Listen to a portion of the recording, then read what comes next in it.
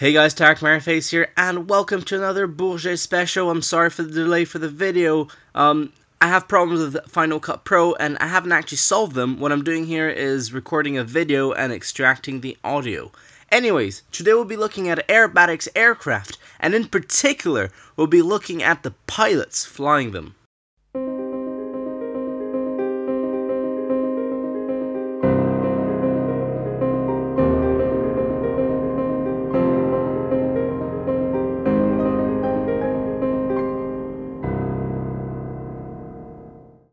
We're going to start up with the L'Armée de l'Air, aka the French Air Force, and their Extra 330.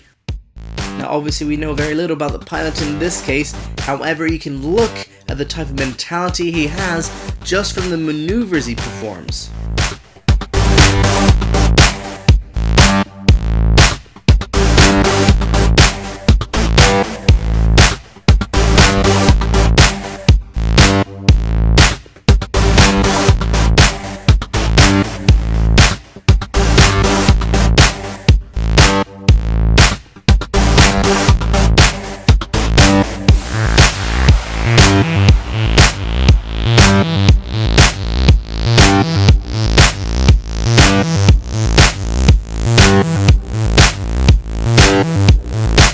Next up, we've got Brunetto on her Cap 10. She is the first paraplegic aerobatics pilot in the world.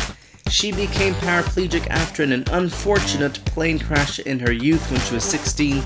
She was the only survivor in the crash, but lost the use of her legs. She worked hard to get her professional flying license and finally got it in 1997. Because she can't use her legs, she has an adapted system so she can control the rudders with her hands. Again, because she can't control her legs, she's strapped in extremely tightly, and she can only use her abdominal muscles to fight off the effects of G-force.